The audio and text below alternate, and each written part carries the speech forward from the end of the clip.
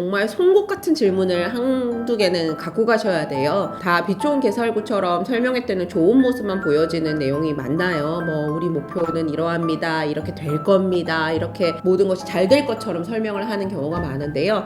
그럴 때 정말로 냉정하게 원장님, 요즘에 입시 설명회 시즌이잖아요. 네, 시즌입니다. 학원별로 다 입시 설명회를 열고 있는데 학원별 어떤 차이점이 있는지 보려면 어떻게 해야 되냐. 아, 호객님 만들려면? 네, 그렇죠. 그리고 또 우리 아이한테 더 맞는 학원이 있을 거 아닙니까? 그럼 어떤 포인트를 좀 보는 게 좋을지 원장님이 좀 설명해 주면 좋을 것 같아요. 저도 다니거든요. 저도 하고 저도 다니는 입장이기 때문에 이 업에 있는 사람으로서 팁을 좀 드리고 싶어요. 우선 찬바람이 불어오면 9월, 10월부터 설명회 시즌입니다. 1월, 2월, 3월에 뽑는다고 해도 설명회는 가을이 되면 시작을 합니다. 왜? 기말 전에 뭔가 세팅을 해놓고 싶고 7세 엄마들이 졸업식 전에 다 세팅을 하기 때문에 얼리버드라고 생각하지 않고 찬바람이 불어오면 설명회를 다니셔야 됩니다. 설명회를 다니시기 전에 가장 먼저 해야 되는 것은 두 가지인데요. 첫 번째, 목표 설정이랑 아이에 대한 객관화입니다. 목표가 무엇인가? 나는 미국 교과서를 몇 점대를 몇 학년까지 마무리를 했으면 좋겠다. 나는 뭘 했으면 좋겠다. 난 과학 뭘 했으면 좋겠다. 정하세요. 다 할 수 없어요. 그리고 내 새끼는 천재가 아니에요. 목표는 간결하게 그리고 정확하게 잡으셔야 되고요. 두 번째는 설명회를 다니시기 전에 아이에 대한 객관화가 되어 있어야 돼요. 점수, 숫자에 대한 것을 정확히 정보를 갖고 계시면서 목표 설정을 하시는데 도움이 되는 객관화 진짜 중요해요. 그러면 지금까지 설명하신 거는 입시 설명회 하기 전 학부모님들의 마인드셋에 관한 맞아, 마인드셋이에요. 그러니까 정말 그냥 구체적인 예를 들게요. 내 아이가 7세야. 그러고 나서 나는 내년에 어떤 학원을 가고 싶어? 나는 3점대 학원 중에서 스피킹이 강조되고 숙제는 적으면서 수학과 병행하기 좋은 학원을 가고 싶어. 이렇게 정해 놓으셔야 돼요. 거기 선생님 너무 좋더라. 시설이 너무 깨끗해. 이거는 목표 설정이 아니에요. 이제 목표 설정이나 마인드셋이 잘 됐어요. 자, 그런 이제 마인드셋이 잘 됐다는 가정 하에 그럼 이제 갔을 때 그 학원의 장점이나 단점 알아볼 수 있는 꿀팁.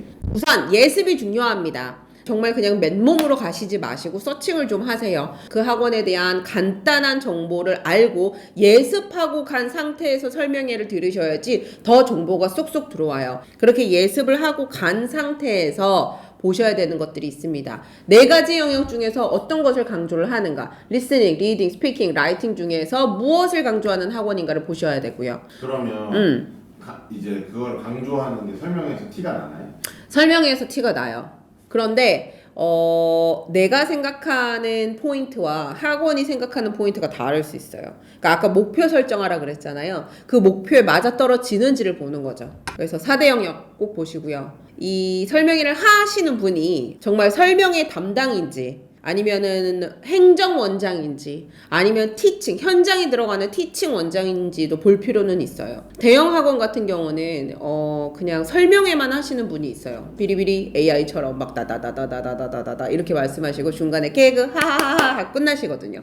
행정원장님 같은 경우는 등록 절차나 목표에 대해서는 정확히 말씀을 하시지만 현장감이 좀 떨어지고요. 티칭 원장님 같은 경우는 열정은 뿜뿜이시죠. 교실 안에 본인도 들어가기 때문에 그것에 대한 프로그램에 대한 열정이 좀 남다릅니다. 그렇기 때문에 내가 가고자 하는 학원에 대해서 운영진이 어떻게 꾸려져 있는지도 볼 필요가 있습니다.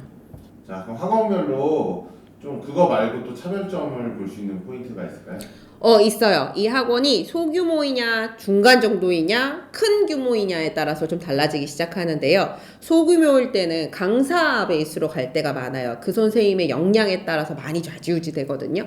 그런데 대형 학원일수록 강사보다는 시스템에 의해서 관리를 받을 때가 있어요. 그래서 내 아이가 만약에 시스템으로 관리받는 것을 더 좋아하는 분들이 있고, 어떤 분들은 큰 시스템보다는 좀 개별 케어에 집중하고 싶어 하시는 분들이 있어요. 그 시스템을 보시고 내 아이와 어떤 게 더 적합하신지를 결정을 하셔야 돼요. 저학년 때는 웬만하면은 너무 큰 시스템으로 돌아가는 것보다는 아이의 개별적인 케어가 잘 이루어지는 데를 저학년 때 추천을 해드리고요.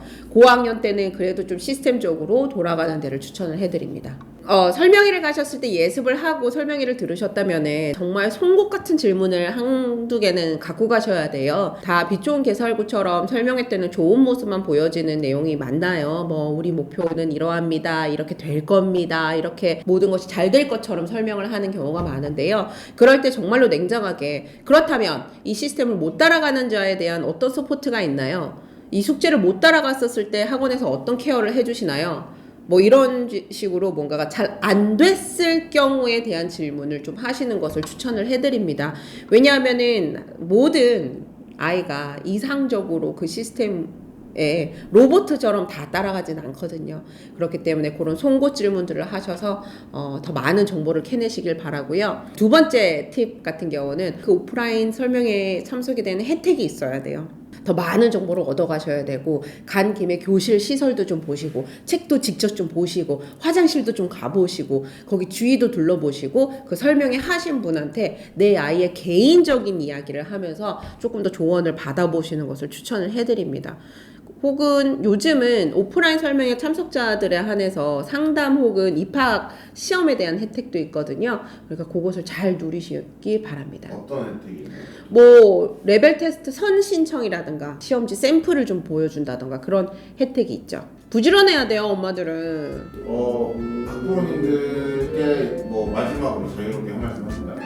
어머님들, 친구분들이랑 같이 설명회 다니시면서 커피 타임하고 좋으시죠?